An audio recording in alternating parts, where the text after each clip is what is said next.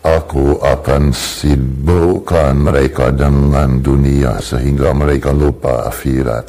Aku akan tanamkan di hati mereka rasa cinta terhadap harta dan tahta dan wanita. Aku akan hasut mereka supaya berbangga-bangga dan saling iri dengki. Aku akan goda mereka supaya menunda taubat hingga ajar datang.